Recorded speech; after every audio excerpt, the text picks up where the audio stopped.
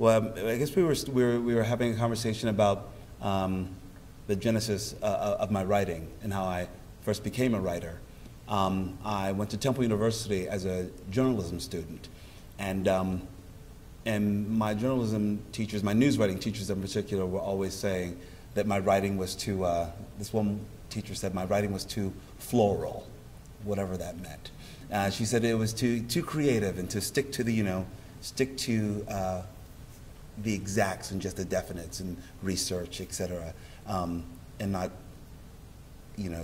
color outside the lines in a way, so to speak. But I always did. So after journalism school, but after I was at Temple University, and by the time I was in my junior year, I took an acting class just as an elective. It was something I did when I was a kid, and I thought, oh yeah, that was a good thing. So let's go back to that for a second. And I had a teacher who told me that that was my gift. My gift was would I examine acting as a career choice, and I had never thought of that. I always thought I was a writer. I was the one who wrote about things. So after I was out of school, I moved to San Francisco. Just because I was moving. I lived in Philadelphia all my life, and I wanted to move somewhere else. And I thought while I was out here, I would examine acting as a career. And I did, and I started to become pretty successful at learning to act by the seat of my pants, basically. I had no formal training.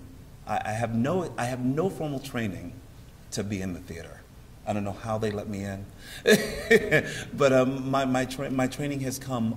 Everything I've learned was by practice and also by reading a lot. I was telling these guys how I learned how when a director said, first we're going to block the play. I had no idea what blocking was. So I would go home and I would read books. I was an avid reader, so I would always go home and read books on Stanislavski or Uta Hagen, you name it. But I was always catching up. And basically, how I became a writer developed. Once I'd been in the theater, I've been in the theater for maybe 7 years, and an artistic director asked me a question one day. He said, "Colman, do you write?" I said, "Oh yeah, but I always did some personal writing on the side." And he said, "Well, I would love to hear what you would like to say. I feel like you have something to say." And I guess he witnessed, maybe it was with the choices I was making in the theater as a performer and the things I was a part of and the companies I was a part of, but he believed that I had something to say. And so I started to examine that as well. And I started with just an adaptation of a book of short stories, actually a book of short stories called Brother to Brother. And it's all about African-American men, gay men growing up in the United States. And I thought, this is a story I never hear. And I'm interested in this story and this perspective and on these different perceptions on men and growing up in the inner cities, dealing with love, dealing with life, dealing with you name it. And I adapted that and made it into a piece of theater, and I sort of hidden my words, my work in between to thread the stories. So from there, I created a piece called Up Jumped Springtime, and I produced it for $500 in the basement of a theater in San Francisco. And somehow that became very successful, that it moved upstairs to the main stage the following season and closed out the theater's 20th anniversary season. And from there, I started to realize I did have something to say, like Doug Holtzclaw, that artistic director, said. And so I thought, okay, let me take a stab at writing once again. Eventually, I started to work on another piece called, usually the way I work on pieces, I will write a piece, it sounds terrible, but because I didn't like solo shows, I didn't particularly care for solo shows, I decided to write a solo show. I thought, I want to write a show that these are the reasons why I think solo performance is important and how it's powerful in telling a story. So from that way, I started to find my way into writing the solo form. And I've only written one solo show. I only wanted to write one. It was it's always an experiment in a way. I'll skip ahead. Right now I'm writing my first dining room play because I've never written a play where it's one stationary set and people come in and out. And there's no fantasy things that happen. No, it's real. It happens in real time, and that's my journey right now. But that's a new play. But yeah, so this is the stuff that started my genesis as a writer and believing I had stories to tell. And that's, yeah, so that's a good jumping off point, right? Something like that? Yeah. Okay. When you were telling the story earlier, actually, let's go back to one other point you made, that you were told you were an archivist. Yes. Just to explain that, I thought that... When I started writing, at some point during the run of my solo show called A Boy and His Soul, which was a play about soul music and family. And once again, I'll jump back to that too, because I also decided to, I wanted to write about experiences in African-American experiences, in particular, things that are rooted and come from West Philadelphia, where I come from. I guess I'm considering myself a regional writer, such as, you know, the writers like August Wilson, who focuses on the Hill District of Pittsburgh, or Athol Fugard, who focuses on, you know, Port Elizabeth, or in areas around South Africa, or Neil Simon, you name it. But basically, I like to just focus on these communities, because I think there's so much humor and history and life force that it's also very universal. I was in production for A Boy and a Soul, and this wonderful writer, her name is Candace Allen, told me one day, she said, Colman, you know, she said, you know what you are? I said, no, what? She said, you're an archivist. And I was like, huh? She said, you've been archiving all your life, haven't you? And then I had to think about it, because I studied photojournalism. I thought I was going to be a photojournalist and going off to the war-torn places and documenting these things. And I guess that's something that I've been interested in for a long time, is archiving our experiences here on Earth. And so I guess that's what I've been doing in my writing. And I had no idea that that's what I've been doing. Tom Stoppard, great playwright, he said that most playwrights are interested in the same themes over and over again. If you look at the body of work of a playwright, you'll see these themes come up all the time. And I guess there are themes that I'm interested in, which are mother-son relationships, archiving, whether it's our music, whether it's relationships, whether it's love, that I think hopefully will, you know, that people will look back at it and see this time as a time that's still in their lives, but it's archiving these moments in our life, yeah. A friend of mine always jokes, he said, well, you know, hey, you guys, you know where Colman is? And they're like, what, where? You know, in the moment. Because that's it's like, I really do live in the moment. And I think it's probably so scary if I looked at a huge trajectory. Mm-hmm. If I looked that far away, I'd be terrified. And I don't think I would make the choices that I make in the present. You know what I mean? I'm very much about writing about, and I was telling these guys earlier, my writing, I write as if my plays will never be produced. I think that gives me such freedom. I usually, for the first time, I actually have a couple of commissions, and I'm almost afraid for the producers in a way, because I'm like, you have no idea what you're going to get, you know, because I'm actually, you know, I'm not interested. I think my writing, as I'm starting to understand it, is that I write with such freedom, and such creative freedom. I have directors who tell me, Colman, go as far as your imagination will take you, but to trust that what, you know, you'll have a foundation, and we'll make sure your support team gives you a foundation that you won't fall. But we want you to take a huge leap of faith and really see how far your imagination stretches. And when I do that, I think I'm able to really find the essence of what I'm trying to say. And I think I'm always focused on, the way I write is always writing about we.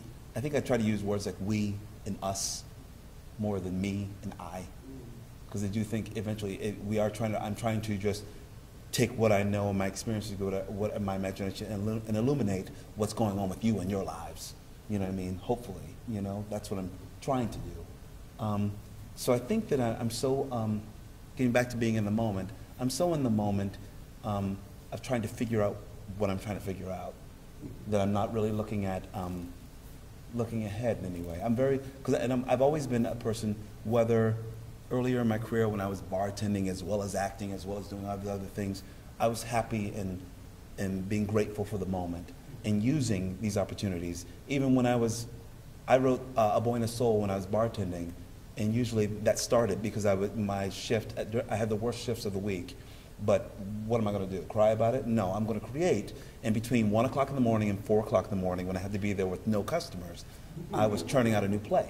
You know what I mean? Because I was writing about, I was turning on music, and the play started to write itself. And it was dealing with all the things I was dealing with.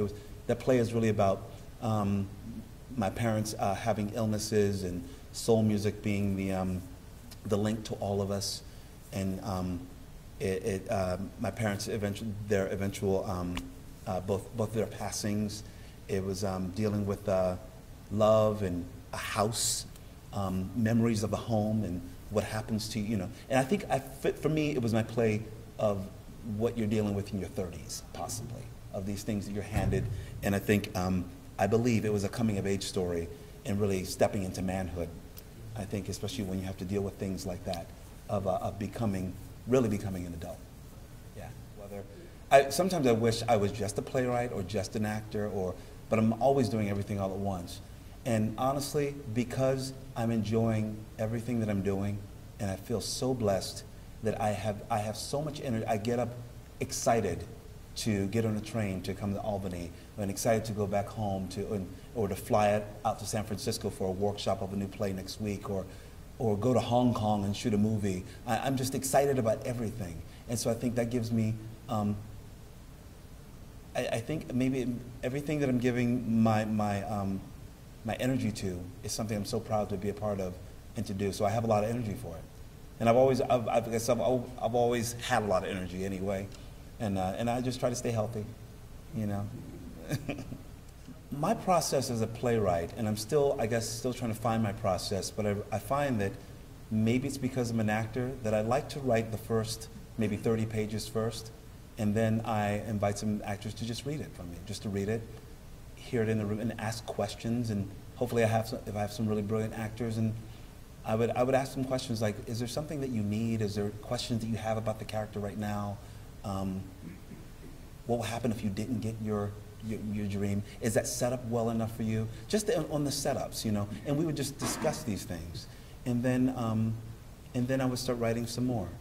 And then once I think it's in a place, well, I have to say, the play I wrote called Wild with Happy that was recently at the Public Theater actually had its own strange trajectory, where really it was the first 30 pages, and that's all I had. And then I was doing, usually what happens is I have to put it away because I'm doing a play or something. So I was doing this show called the Scottsboro Boys on Broadway, and then that closed, and then I was like, what am I going to do? And I thought, well, I need some development. What I need right now is time to go work on this. So I put out feelers to organizations that I've been a part of, and said, what I need is development time. I need to develop this idea. Are you on board for this? And the Sundance Institute came on board, and they gave me they said, how about this? And it's very unusual. I have 3 weeks with the full cast and a director and a dramaturg, and my goal was, they said, what is your goal? I said, my goal is to finish the first draft. To finish the first draft in 3 weeks. So I said, yeah, great. And I did. I walked out with my first draft. And basically I like to work in the room. Hopefully I work in a place where there's little to no ego, where we can really I can lay out and say, okay, here's a new scene this morning. And we can just say this, I'm like, oh, it's terrible, or this is great, or these ideas work, or we'll figure out what these ideas are. But it really is about everyone in the room, being a part of it and being a part of the conversation, and then allowing me to be the writer and just go back and forth. And it's happened only in 2 instances where I'm an actor in it as well. And sometimes I'll play a different role, and sometimes I would write. What's been helpful for me as a writer is because I'm an actor, I'm like, oh, I want to play Gil for this reading because I want to know I can figure him out by being him, or I'll be Mo in the next reading because I can figure him out as an actor, and then figure out where he is. Yeah, so I do like to workshop, but for me, I've also learned, especially in New York theater, that you don't want to workshop too much. You don't want to offer up readings and workshops too much. After I did back-to-back workshops of Wild with Happy, from Sundance to New York Theater Workshop to Theater Works in California to the Public Theater. And after the Public Theater, as I was coming back to New York, I said to theaters who were interested in reading it, I said, well, this will be your opportunity to come and see it, because I'm not going to read it anymore. Because you can read it to death and it can never be produced. I said, for me, I was like, no, I'm only interested, this will be the reading, and from here you will know if this is something that you would like to be a part of or not. And so, yeah, so I sort of like put my foot down a little bit. It's like, you know it needs much more work, I know it needs much more reading, but it needs to support, so I feel like I just really try to invite people to come on and support it, you know what I mean? Yeah. Just to follow that up with Yeah. a question. You mentioned, I want to play this role in this reading. Yeah. Did I read that in your run-up to Wild with Happy, sometimes you'd swap places with the director? Yeah, Could you just tell us about yeah, that? oh yeah. There are times there are times when I just need to be the playwright, and my director, Robert O'Hara, he would all of a sudden play my character for me. So he would allow me to so I can write and I can listen to him. But that's how I am in rehearsal. I think it's fun to all of a sudden have everyone play other roles as well, because we may hear something in a totally different way, and I think it's really helpful for me as well. How would the character of Youth in Passing Strange speak to the character of me in A Boy and a Soul? Interestingly enough, that's kind of incredible, because Passing Strange actually happened. I did a production of A Boy and a Soul in its very first stages in San Francisco, and in between that and me doing Passing Strange, and Passing Strange is a story about this youth that loses his mother. I lost my mother. I auditioned for Passing Strange on a Monday. I lost my mother on that Tuesday, and then 2 weeks later they had callbacks, and I came back in, and I booked that show, and I was in my own grieving process for my mother, and we're very close. And I would go on stage, and I would have to, I played Mr. Venus, and I was watching, but during this one point where I was Mr. Franklin, I was watching the youth deliver the eulogy for his mother. And Daniel Breaker, who is now my best friend, he would look at me, because also he knew that I had just done that we were having that conversation, where the themes that I start to set up in this play that I had no idea, A Boy and a Soul. And I'll be very honest, there are some things that come into our lives, I think, as artists, that I think are also there to save your life in some way. I think when I look at a lot of things that I've been a part of, it's like, wow, I needed that play at that exact moment. I needed that. I needed that art form. Apparently, we were calling on each other. So I think the conversation between Youth and my character in A Boy and a Soul, they were definitely having that conversation. So after I finished with Passing Strange, I'm quite sure that experience helped inform the next bit of writing with A Boy and a Soul. Because A Boy and a Soul, the way it ended, it didn't end with my parents passing, but now it did. And that's the way I knew the play had to end. And but there was also a new beginning, and it was finding its way through music, just like Youth and Passing Strange. Very interesting, right? I think that, as we all know, I think, art is subjective, and it's like, it'll never be perfect. And I'm actually kind of interested in my work not being perfect as well. Just a little imperfection that I think is beautiful. And so I think that I just got to a place, and now mind you, after those workshops, once the Public Theater came on board to produce it, boy, I did rewrites like crazy. The rewrites, but I didn't want it to just live in that eternal reading stage, because I've seen plays, people have been working on plays for 5, 10 years, and just reading here, people just want to read it. And it's like, when do you want to come on board and say, okay, at least you see what this is. You want to get on board and help with your team of, intelligent people, and raise questions, and I can sit in meetings, and I can do rewrites. And I probably rewrote Wild with Happy at least probably 17 times, or, between, that reading at the Public Theater and production. And I did rewrites up until, probably until last preview, and like major things as well. But for me, to shut down that part of like saying, after a good 4 workshops, I thought, okay, I think this is the play that I'm trying to do, and if you can come on board with me, it can become something even better and greater. But I just don't want to live in that eternal hell of readings. You know what I mean? So it was that. It was just also watching many friends and colleagues' plays just never take off to production, because people were like, oh, I saw the reading of it. That's why they call it development hell. Yeah. There were things in Wild with Happy that I was asked to look at and rewrite. There were some themes about, but then after a while, because I'm still a young writer, and I'll listen.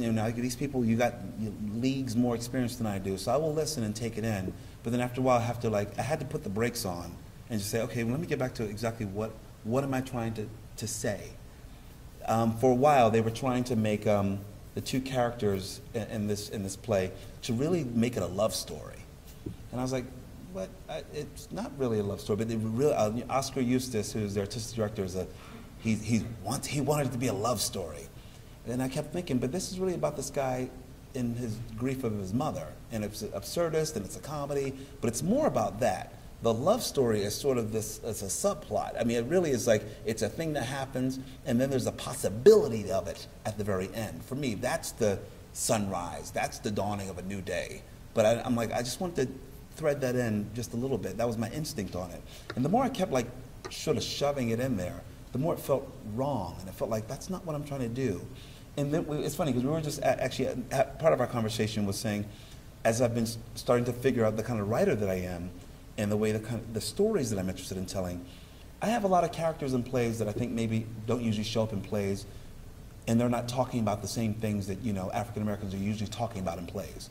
We're not talking about race. We're not talking about sexuality. It's just a given. And I throw all this in there, and then they're just dealing with these very human things. They're dealing with death, or they're dealing with love, or they're dealing with church, or faith, or make-believe. Not even church, but faith. They're dealing with faith and make-believe and things like that, or the magic kingdom, But for me, it's really about highlighting that stuff. So I just there was one artistic director that asked me to take out, I won't name her name, but she said she didn't understand. And this is a person who has 2 little girls. And this play, Wild with Happy, is an examination of faith, going from church to eventually the Magic Kingdom, actually the Cinderella suite in Disney World. And it's absurdist, and it's crazy and wild. And she wanted me to lose Cinderella. At one point, for me, that was the moment of bliss. And she wanted me to lose where this one woman who's playing these other 2 delicious starring roles, she also plays Cinderella. And Cinderella in this version is also black. And I thought, no, it really is a moment of, and it was one of those things that I really couldn't articulate why I needed to be there, to be honest. I just knew that it had to be there. And they kept saying, I just don't understand. I think you can lose that and just, and I thought, no. I may not be able to articulate that to you, but it's got to stay in there. For me, it is. And people always say it was the moment of bliss, and it was that spectacular moment. And now, in hindsight, I realized what that moment was about, because it really was like my thrust of this reality and hardcore existence, this steely New Yorker who didn't have faith, and that person was, for me, was also my audience as well. Cynics, people who had trouble believing something, possibly. People have seen everything. You've seen everything? Well, you haven't seen this, because I'm actually going to I'm going to make you believe in magic again. And so when you see that moment, and then I would hear gasps from everyone, all of a sudden everyone was 5-year-olds. Seriously, the audience would go, oh my God. And I was like, I knew it. I knew it had to be there, but I really couldn't articulate it, but I knew something in my gut knew I had to be there. And so I knew I had to fight for that. For me, it was like, I constantly went to meetings, and I kept hearing that, and to a point where I was like, I'm just not going to hear it anymore. I'm going to act like she never even said it. Because this one, I can, other things, of course, I'm very much a collaborative playwright, and I'll make changes that I'm like, oh yeah, you see, that makes sense, that absolutely makes sense. A lot of these changes went in here because I had smart people around me. But there's certain things that are in your gut, for me, I just had to stick with, pick and choose my battles. Once again, I've come into this career sort of as a fool. I didn't know, I like the idea that if someone told me I would have been nominated for a Tony Award for a musical, I would have, are you out of your mind? And dancing, singing, and like a dancing nomination as well, like, and directed by Susan Stroman, I'm like, you're crazy. I don't do that. Because I'm not trained as a singer or a dancer. You know what I mean? I'm like, I can sing, I can carry a tune, and if you teach me something, I'll learn it. You know, that's how I ended up in the circus for a while. I was in the circus because I'm always game. I'm like, oh yeah, I'll do it, I'll try that. And so next thing you know, because I'm game, and my teachers say, oh, you have big heart, you have big heart. You know, Master Louis would say, you have big heart, Colman, because I was always game. And so I would learn how to do work on the trapeze or the aerial web. So I do believe, my work, I have clowning in my work. I know when people see my work, there's clowning in there, there's commedia, there's Shakespeare, there's, I've done a lot. And I'm 43, but I've done a lot because I'm always game, and I'm always willing to learn something new. And yeah. So I think I take from everything, and musicals alike. And I think, but also these days it's funny because I keep thinking maybe I should learn how to read music, because I'm asked to sing a lot, but I don't read music. But I'm like, hey, you play it for me, I'll sing it. I'll be fine. Give me the notes. Just plunk out the notes. I'll get it. But I'm like, I've been sort of getting by. Pretty well. I got into directing from first. It was directing readings. I think it was just as I think because it was like out of necessity. I think that someone needed to direct it. And then it was like, well, Colman, you have the biggest mouth in the room, and and you have an opinion about everything. So, and you have good communication with actors. So I started to direct, just direct simple readings. I would direct student readings and things like that. I would do things. Usually, I did a lot of development, especially with new work. And I think that also everything has sort of like played into my work as a playwright, as an actor, because I've always been on the development side too. So I first started out directing readings and such, and then it just started to move into workshops and then productions. And each time I just learned, new tools, learning how to work with designers, learning how to work with the tech staff and act. And in particular, I know to my core, I'm an actor's director. You know what I mean? I understand how to communicate and what they need, because I think maybe at times from also working with good directors and also working with some not so good directors, you figure out what actors need. You know what I mean? And so I love when I direct. I feel actually my most comfortable in the director's chair, probably even more than as an actor, to be honest. I also, as like Lisa Thompson and I, we have a long history of being a director, a playwright. Playwriting, being at the table is so, it's such a new animal for me too, and I really enjoy it so much. I just enjoy it, but also I'm the playwright that likes to, I write at cafes and things like that. I like to be in the room with other people, and so I think that's why I rarely write just alone in the room. Yeah, that's that. Is that right? Yeah. I usually work with a lot of new playwrights in developing their work. It seems like I've been developing solo shows lately with people who have an idea about something, and I'm able to help give it some framework in some way. And actually, yeah. Who influenced me? Playwrights like, my influences are all over the map, I think. I was telling these guys earlier, like Neil Simon, like Nikki Silver, Shakespeare, August Wilson. I'm inspired by a lot of my contemporaries as well, like Adam Rapp.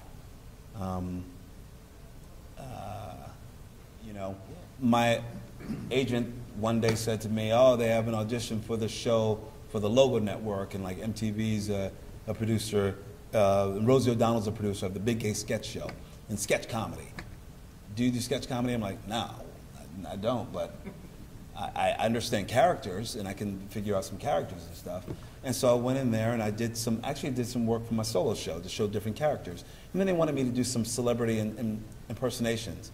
And so for me, I just, YouTube, and you figure out their voice and their body. It's like what we do as actors, right?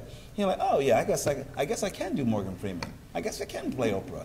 I guess I can do Maya Angelou. It's like, who knew? You know what I mean? Or like, but I guess it's just all the skills that I was learning already. So I got cast in the show, and I was in it for 2 seasons. And I played everything from Tyra Banks to Beyonce to Morgan Freeman to you name it, and to Maya Angelou. Maya Angelou is sort of like a famed character that people, and it's, I don't know. It's just I had her reading from Craigslist ads, from the misconnections of Craigslist. Yeah, just how reverential she can be just by reading a bottle of Poland Spring. Yeah, you know what I mean? Yeah, I just thought that was funny. And Passing Strange, this play that we developed and did on Broadway, and then there's a Spike Lee film about it. You can watch it on Netflix or something.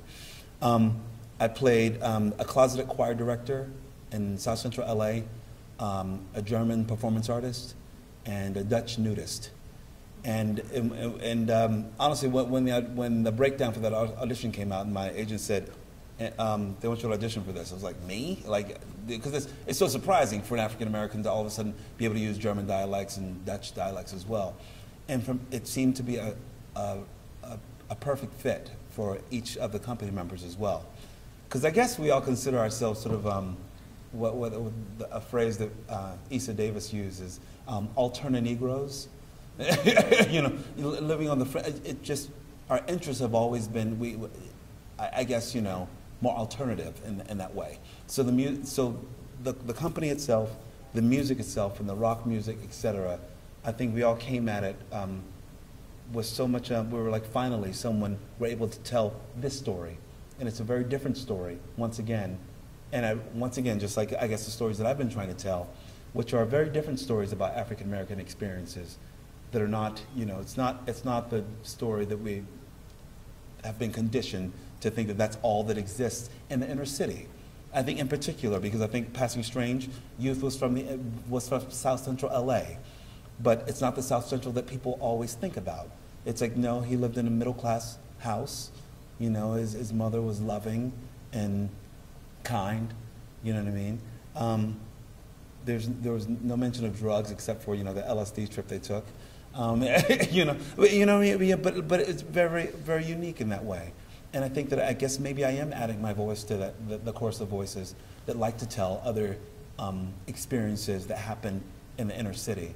None of my plays ever have to do with, they never have to do with anything that I think was the norm of being drugs or, in poverty and things like that. I'm like, oh, I came from a working class family where it was full of love and kids went to college, and we were just like everyone else.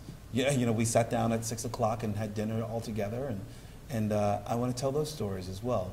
So I think that it did help inspire me and lights a fire to continue to tell stories like that and to be a part of plays and musicals that have that on its trajectory. Yeah. I'm having a new love affair actually right now with film. And maybe it's been, I've been in the theater for 22 years, and I've done film and TV. It was always off and on here and there, but I've been doing film in like rapid succession in the past couple of years, and I've really been just trying to figure it out. You know what I mean? It's just it's new for me, but once again, I'm able to do things. I wonder what it is sometimes, because I'm able to do things in my film career that I've been able to do in my theater career. And I for a long time, I never thought that would have been possible. In my theater career, I've played everything from, Latin lovers to, you name it, just very unconventional, interesting roles. And I thought for a long time the only things that were available to me in film were to play I would go in for auditions for like someone named Cool Whip Tyrell or something like that. I remember that. I was like, what? Who is this person? Can I ever go in for like just a normal, decent black guy? You know what I mean? Or someone who's got something else going on besides me, Cool Whip Tyrell. I'm gonna bust a cap in your ass. I'm like, and so for a while I was like, I told my agent, I'm like, I don't even want to go in for things like that because I'm just thinking, there's enough of that. I'm sure there's, but I've been able to in these. Film recently, I've been able to play things that I'm very proud of, and they're very unique and interesting and fascinating. So I think I've been really having a new love affair with that. And theater is something, but it's funny. I use film sets in times where I'm on location as my own workshop money for plays, for playwriting. So while I'm away, I was away for 2 months in New Orleans shooting this film called The Butler. And what am I going to do with all this free time? Sit by the pool and do what? And write a new play. So I feel like it's been giving me, my own sort of, I'm underwriting, my playwriting work. Yeah. So that's great. That's a blessing. Yeah. I don't know if I would do anything differently, because I think anything, even the failures, even the missteps, all helped lead me to where I am today. And I feel very happy with the opportunities that I have and the things that I've been doing. So I really wouldn't change anything. I think, of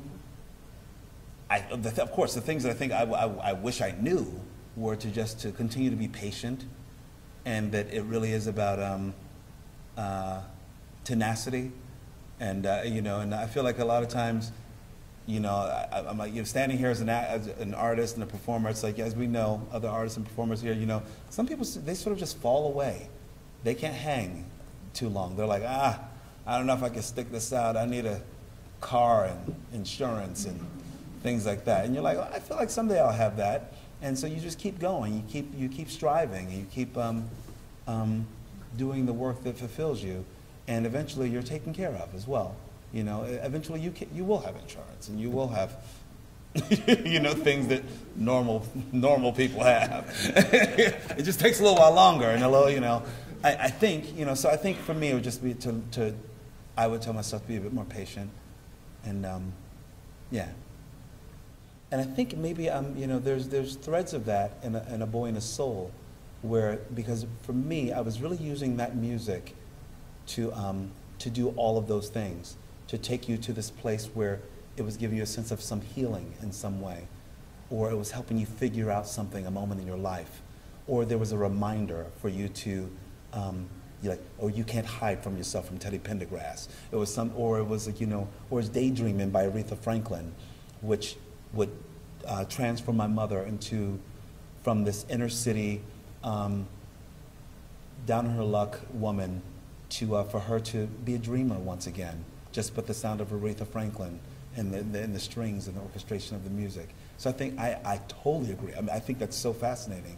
And I guess maybe that was my discovery as well, figuring out and what ties us all together. And this is a sidebar, which I think is funny. There was a guy during the talkback of A Boy and a Soul who said, well, I was just wondering if you could do this show without music. I don't really like music. And I was like, well, it's called A Boy and a Soul. But I really thought, I was more concerned that he said he didn't like music. I'm like, everyone's got a song. If you don't have a song, I'm going to sound like a pastor or something right now, but I feel like if you don't have a song, or like that, you don't have a song to sing or a song in your heart, I don't know how you wake up in the morning. We all wake up with some beat, something, whatever that is, whether it's Chopin, or whether it's, or whether it's Kirk Franklin, but it's something that gets us through the day, and something where can take your mind away or bring yourself back to something, something that brings you back to. I'm sure we all remember. You remember a song that surrounds your first kiss, or the first time your heart was broken, and you went home and you played that song over and over again, or you know what I mean, or you had the passing of a relative or something, and that song that brings you peace. But the idea of that guy saying that he didn't like music and he didn't understand why music had to be a part of this. I said, I actually had no answer for him. I said, I think that this is what this is. And this is what it is. And I hope if you're able to receive it, you're able to receive it. If not, There's nothing I can do. There's also art is subjective as well. Yeah, I agree with you. Thank you. I just always think that, like my stepfather would always say, "Oh, they don't make music like they used to anymore," and I would agree with them, but also I have to agree that music is a sign of the times. It really is a sign of the times, and if we really listen, the way things have changed, the way the face of it has changed, even as well. I think that it's just a sign. I mean, it's like there's lots of music that I listen to that are really. I mean, I listen to a lot of old school music, and then I listen to people like Let Us See and things like that as well. But I listen to. I try to find music that I feel like I'm connected to in some way. But I think all this other stuff is just a sign of the times. I think sometimes, even unfortunately, it's a sign of the times. If it's like, there's music I feel like I just can't connect to. But also I think something about why the music isn't so connected is because people are not as connected. The disconnect with the internet, the relationships, things like that. You know what I mean? I feel like it's all a part of it, where people, I have a friend, all he likes is, he's like, techno music. He's a techno guy, and he goes listen to it, and I'm like, I cannot get behind techno music. And he's like, oh no, I just close my eyes, and it's just me and the music. And I'm like, oh, now I get it. Because for me, when I go out to dance, I'm trying to connect with somebody else, but you're just trying to get in tune with you, but be out there, and it's just about you connected. And that makes sense. I mean, that's where he is. You know what I mean? And I think that's cool too. I don't get into that. For me, I'm like, it's got to be a groove. It's a dance between two people, or 5, or 10, or whatever. So yeah, I don't know, but that's something I think we should all just think about. Think about why we make the choices we do with our music. Yeah. Okay. Oh, well, I'll talk about because I'm working on 2 plays. I'll focus on the plays, and then I'll tell you how I'm going to write them on Hong Kong money. No, I'm working on two plays. One is an adaptation of a Leslie Tenorio short story from a book of his short stories called Monstress, and it's a short story called The Brothers, and it's about 2 brothers, one's straight, one's transgender, and the transgender brother dies, and basically it's about the other brother and his mother sort of coming to peace in terms of trying to figure out who this brother was. There's one gripping scene towards the end of the short story that I was taken with. It's a commission for ACT in San Francisco. And I was taken with this story because it was really about love and redemption. But really there's this amazing and heartbreaking scene where this little Filipino mother is lifting up the body of her dead son. And she's like, because she's trying to dress him for the funeral. And the brother's like, no, Mom, just let them do it. They'll do it. People do that. She said, no, I want to dress him, because she bought a suit instead of, the female attire that he was accustomed to. And they had been estranged from this brother. And so she's holding the son up, and then she pulls out 2 ace bandages. And he's like, Mom, what are you doing? She's like, I saw this on TV, women bound can bind themselves. Because you see the brother has these breasts. And you see the mother starts binding and binding and binding. And all the living brother can think is that he smells like my brother, and I'm going to miss, there's been so much time between us, and all I could think of is that I won't have my little brother anymore. And he embraces his brother during this whole tragic scene. And then he goes off to actually to have a fuller, deeper conversation with this other transgender person who was his brother's friend. And so he gets to find out more about his brother, and really find out his brother more about all the love that he lost after death. So I'm working on that as a play. And I'm working on a new play called Dot Holiday. It's my holiday dining room play. And it's a dark comedy about a young woman dealing with her mother who has early stages of dementia. And she's, the mother has a surprise for everyone. She's making a decision that she knows where her illness is going, and she is going to take control of it by letting this be her last holiday. Yeah, so I'm working on those. And the production of 400 Boys that it's an action thriller where it's a futuristic thriller where the commerce is body parts. And I'm playing this evil guy named Talon. And so being in Hong Kong for 6 weeks is going to take care of writing those 2 plays. Yeah. Yeah. On this completely absurd other career. Yes. Thank you. Thank you.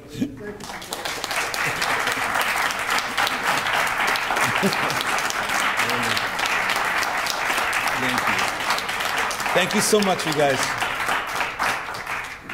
Once again, join us tonight at 8 o'clock in the recital hall of the Performing Arts Center.